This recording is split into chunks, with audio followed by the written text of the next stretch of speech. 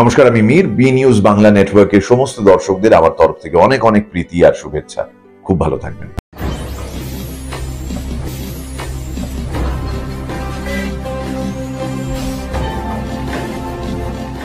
সততার পথে সত্যের খোঁজে আপনারা দেখছেন বি নিউজ বাংলা নেটওয়ার্ক। আপনি দায়িত্ব পেলেন, আগামী দিনে বিজেপি কতটা আগে বাড়বে একটু বলবেন? দেখুন, ভারতীয় জনতা পার্টির সংগঠন দেশ এবং বিদেশে তাদের শক্তিশালী সংগঠনের মাধ্যম থেকে জানা যায়। শ্রমিকদার পরিচয় আর নতুন করে কিছু দেওয়ার নেই। শ্রমিকদা আমাদের পার্টির খুব সিনিয়র একজন লিডারশিপ, যার লিডারশিপে আমরা প্রচুর ইলেকশন কন্টেস্ট করেছি স্টেটে। এবং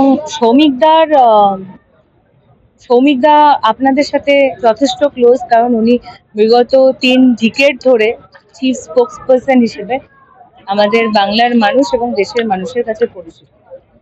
সৌমিকদা আসার পর সব মানুষ, যারা মধ্যেখানে কিছু ভুল ভ্রান্তি যার জন্য পিছিয়ে পড়েছিল, তারা সবাই আবার ঐক্যবদ্ধ হয়ে কাজ করবে এবং বাংলায় আমরা সুশাসন আনবো। ভারতীয় জনতা পার্টির নেতৃত্বে আমাদের ভারতের যশস্বী প্রধানমন্ত্রী মাননীয় নরেন্দ্র মোদী, অমিত শাহজি, জেপি নাড্ডাজি, রাজ্যের প্রাক্তন যত সভাপতিগণ ছিল, আমাদের রাহুল দা, দিলীপ দা, সুকান্ত দা এবং যে নবীন সভাপতি আজকে হলো মাননীয় সৌমিক দা, এদের নেতৃত্বে সবাই একসাথে কাজ করবে।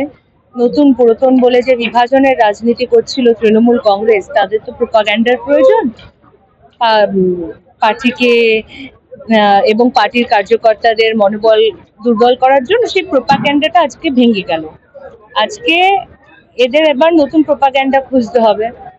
আমি আরেকবার করজোড়ে আবেদন করব যে তৃণমূল যে নোংরা রাজনীতি শুরু করেছে পার্সোনাল অ্যাটাকিং এর, কারণ আমাদের লিডারশিপের ওপর কোনো স্ক্যাম নেই, কোনো করাপশন নেই, তাদের নামে কোনো রকম অ্যালিগেশন নেই যেমন তৃণমূলের নেতৃত্বের আছে।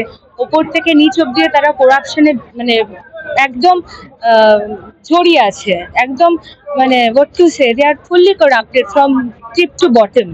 তো ওইটা আমাদের দলের নেতৃত্বের কাছে পাওয়া যাবে না, কারণ মোদিজি স্ট্রিক্টলি বলে দিয়েছে, না খায়েঙ্গে না খানে দেঙ্গে।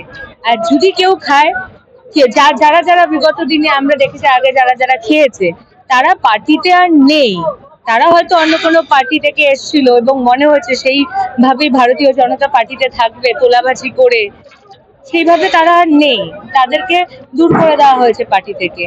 তো আমাদের পার্টির লোকের কাছে কোনো স্ক্যাম অ্যালিগেশন পাবে না, তো তাদেরকে পার্সোনাল এটা ক্যারেক্টার অ্যাসোসিয়েশন এসব করেই আমি করজোড়ে আবেদন করবো যে আপনি রাজনীতির জায়গায় রাখুন, আপনারা প্রকল্প নিয়ে লড়াই করুন, আপনারা বাংলার যেইভাবে হয়েছে ল অ্যান্ড অর্ডার কোলাপস হয়েছে সেটা নিয়ে আপনারা লড়াই করুন, সুশাসন কিভাবে রাজ্যে ফেরানো যায় সেটা নিয়ে আমরা লড়াই করছি।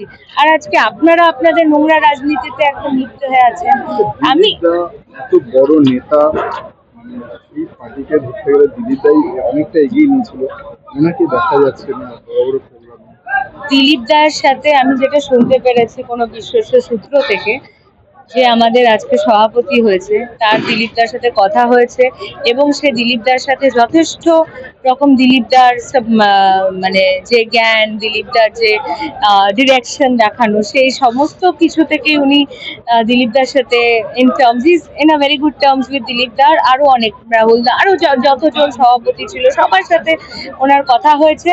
উনি সকলকে নিয়ে এক মঞ্চে এক ছাতার তলে কাজ করবে এবং আমাদের এই ঐক্যবদ্ধতাটাই তৃণমূল নিতে পারছে না, এনাদের ভয় লাগছে, এই জন্য সব রকম ভাবে তারা আক্রমণ করার চেষ্টা করছে।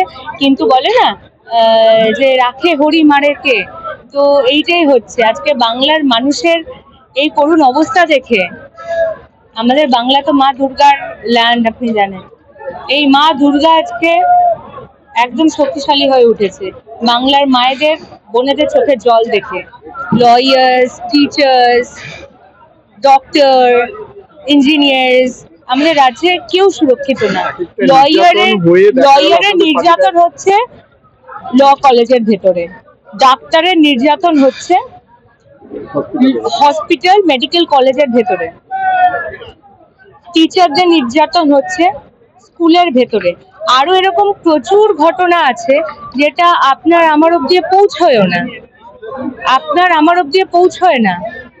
বাংলার মানুষ খুব লজ্জাকে মানে এই যে যা হচ্ছে এই জিনিসগুলোকে ভয় পায়, তাদের মান সম্মানের প্রচুর ভয়।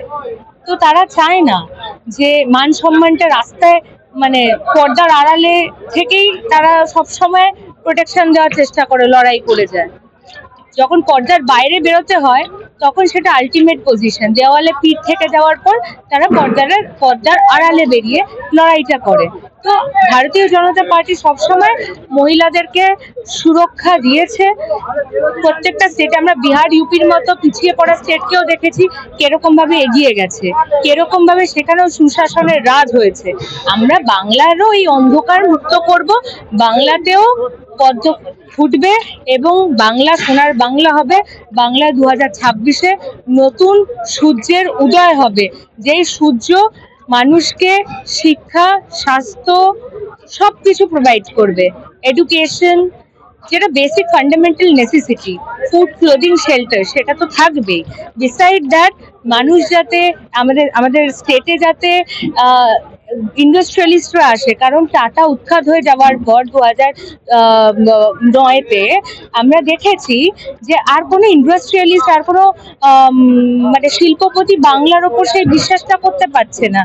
তো যখন বিজেপি সরকার আসবে আমরা এখানে প্রচুর ডেভেলপমেন্টাল অ্যাক্টিভিটিস ওয়ার্কের মধ্যে আসব, যাতে আমাদের বাংলার মা বোনেদের ভাইদেরকে অন্য ভিন রাজ্যে গিয়ে কাজ না করতে হয়, তারা যাতে বাংলায় থেকে মাথা উঁচু করে যাতে তারা নিজেদের লাইভলিহুডটা বাঁচতে পারে। চ্যানেলের আরো আপডেট পেতে আজই চ্যানেলটিকে সাবস্ক্রাইব করুন, সাথে থাকুন, পাশে থাকুন।